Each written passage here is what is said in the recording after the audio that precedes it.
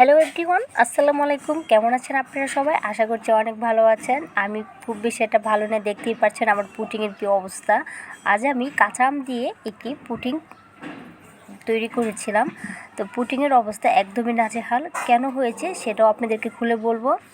এখন কথা না বাড়িয়ে চলে যাচ্ছি মূল প্রস্তুতিতে। তো এই কাঁচা আমের পুটিং বানানোর জন্য সর্বপ্রথমে এখানে আমি নিয়েছি 3টি কাঁচা আম।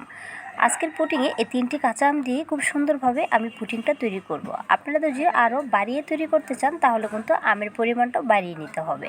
এখন আমগুলোকে ছিলে আমি কেটে নিচ্ছি। তো আমগুলোকে ছুলে আমি কেটে এভাবে ধুয়ে নিয়েছি। এভাবে আমি ছোটো করে টুকরো করে এগুলোকে কেটে নিয়েছি। এখন চলে যাচ্ছি চুলায়। তো চুলাকে একটি প্যান বসিয়েছি, তারপরে দিয়ে দিয়েছি আম। এখন সেই আমে দিয়ে দেব পর্যাপ্ত পরিমাণের পানি। এখন পানির সাথে আমটাকে খুব ভালো করে সিদ্ধ করে নিতে হবে কিছুক্ষণের জন্য। এখন আমি এটাকে চুলায় রেখে 5 থেকে 6 মিনিট রান্না করে নিলে এটা কিন্তু সিদ্ধ হয়ে যাবে। তো দেখি নিচে বুঝতেই পারছেন এটা কিন্তু সিদ্ধ হয়ে গিয়েছে। এখন আমি চুলা থেকে আমগুলোকে নামিয়ে নিচ্ছি। নামিয়ে এরকম একটি প্লাস্টিক ঝুড়িতে আমি আমগুলোকে ঢেলে নিয়েছি। এখন একটি চামচের সাহায্যে আমগুলোকে এভাবে ম্যাশ করে নেব। আপনারা চাইলে এই কাজটি ব্লেন্ডার দিয়েও করতে পারেন। আমি এইভাবে চালনি দিয়ে আমগুলোকে খুব সুন্দর করে ম্যাশ করে নিয়েছি। তো এই তো বাকি ব্যাটারটা আমার প্লেটে সুন্দরভাবে পড়ে গিয়েছে। এখন আমের এই পিঠটা আমি সরাসরি ঢেলে দিচ্ছি কড়াইয়ে।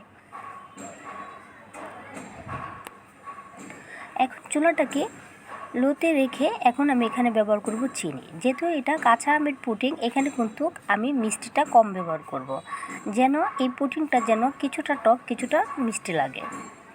আপনারা যদি সম্পূর্ণ মিষ্টি তৈরি করতে চান তাহলে কিন্তু এখানে চিনির পরিমাণটা বাড়িয়ে দেবেন। তো এখন চিনির সাথে আমটাকে খুব ভালো করে মিশিয়ে নিচ্ছি। এখন দিয়ে দিব আমের ভিতরে আগার আগার পাউডার। এখানে আমি 2 চামচের মতো নিয়েছি আগার আগার পাউডার। এখন একটু পানি দিয়ে ভালো মতো এই পাউডারটাকে মিক্স করে নিতে হবে। এখানে কতটুকু পর্যন্ত আগার আগার পাউডার ব্যবহার করতে হবে সম্পূর্ণ ডিপেন্ড করবে আপনার আমের পিরিয়ডের উপরে। তো এখানে নিয়েছি আমি 2 চামচের মতো। এখন সেই পাউডারের মিশ্রণটাও দিয়ে দিচ্ছি সেই আমের পিরিয়ডে, দিয়ে খুব ভালো করে মিশিয়ে নিয়েছি।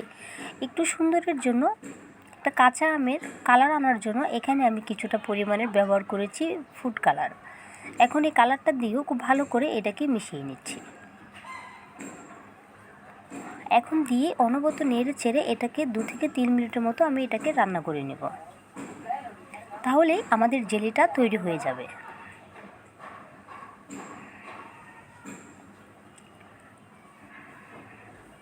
তো এটা আমার রান্না করা হয়ে গিয়েছে। এখন আমি চুলা থেকে নামিয়ে নিচ্ছি।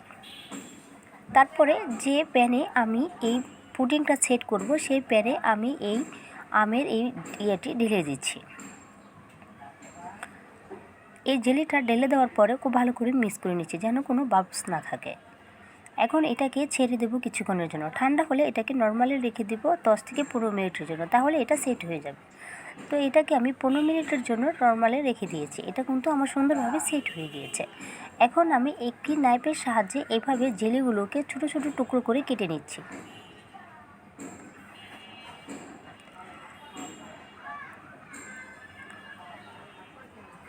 তো দেখতেই পাচ্ছেন আমার জেলিগুলো কত সুন্দরভাবে তৈরি করা হয়ে গিয়েছে। এভাবে চামচ দিয়ে এগুলোকে উল্টিয়ে পাল্টিয়ে নিচ্ছি, দিয়ে উঠিয়ে নেব একটি প্লেটে। এখান থেকে 3-4 টুকরো আমি খেয়েছি, খুবই মজা হয়েছে খেতে। কিছুটা টক ছিল কিছুটা মিষ্টি। এখন চলে যাচ্ছি পরবর্তী স্টেপে। একটি প্যান বসিয়ে এখানে দিয়ে দিচ্ছি তরল দুধ। এখানে আমি 1/2 লিটার দুধ ব্যবহার করেছি। তারপরে দিয়ে দেবো মেজারমেন্ট কাপের 1 কাপ চিনি। 1/2 লিটার দুধের জন্য আমার এই কাপ দিয়ে 1 কাপ চিনি এনাফ, বেশি চিনি দিতে হয় না। তারপরে একই কাপে মেপে দিয়ে দিয়েছি 1 কাপের মতো গুঁড়ো দুধ। দুধটা অপশনাল, চাইলে স্কিপ করতে পারেন, দিলে কিন্তু এই পুডিংয়ের টেস্টটা আরও দ্বিগুণ বাড়িয়ে তোলে। তারপরে এখানে নিয়েছি আমি 2.5 চামচের মতো আগার আগার পাউডার। এখন এই পাউডারটাকে খুব ভালো করে মিক্স করে নিচ্ছি পানির সাথে, দুধের সাথে। এখন দুধের সাথে এই পাউডারটাকে খুব ভালো করে মিক্স করে নিয়েছি। এখন আমি দিয়ে দেব সেই দুধে। তো দুধটাকে আমি কিছুক্ষণ জাল করে একটি বলক তুলে নেব। তারপরে এই আগার আগারের মিশ্রণটি এই দুধে অ্যাড করব।